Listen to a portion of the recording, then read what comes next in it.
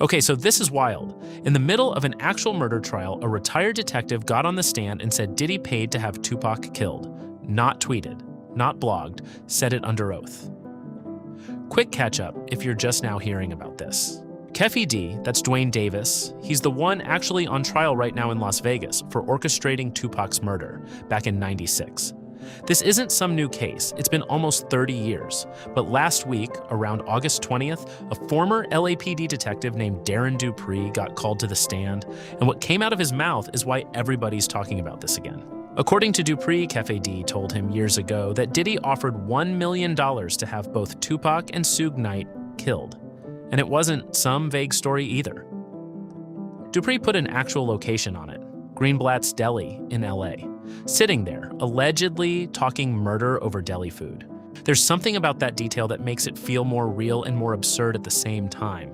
The money was supposed to run through a middleman, some guy Keffe D called Zip Martin. Except it never showed up. That's part of the story too, not just the plot, the money that allegedly never actually made it where it was going. Dupree even said on the stand that Keffe D talked about trying to rekindle that old relationship with Zip Martin decades later, just to figure out what happened to a payment that was supposedly owed to him. A guy allegedly still chasing down a murder-for-hire payment older than most of the people watching this video.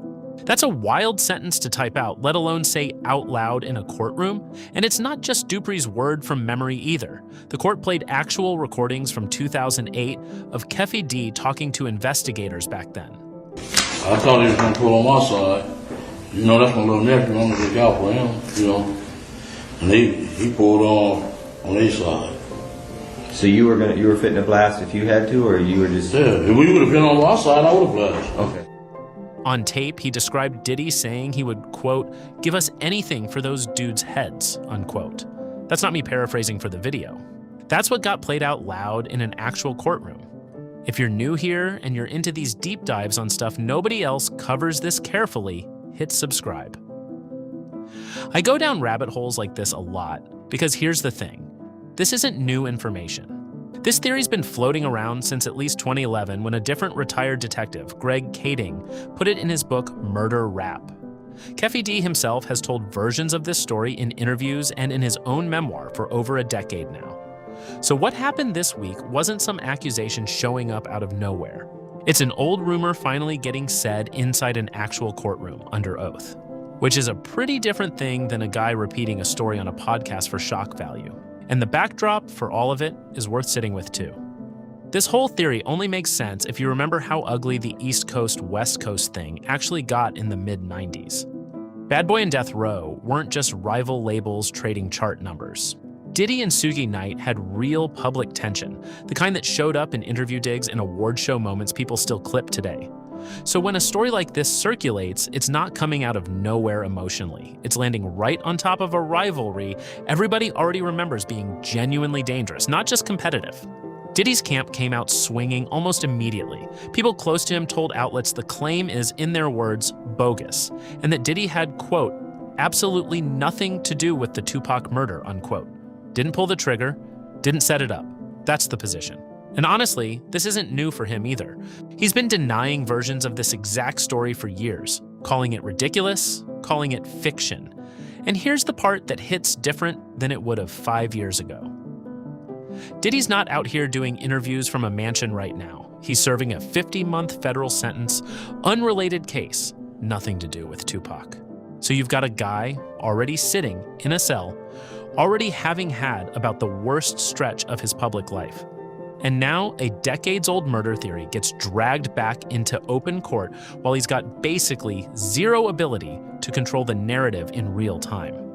That timing alone is doing half the work of making this story feel bigger than it might actually be. I gotta be real for a second, because it's easy to watch a clip like this and jump straight to, okay, so Diddy did it. That's not actually where the legal side of this sits. Keffe D is the one on trial. He's the one charged for allegedly planning the shooting and getting the gun after Tupac and his crew beat up Keffe D's nephew earlier that same night at the MGM Grand. Under Nevada law, you can technically get charged for arranging a murder even if you weren't there pulling the trigger.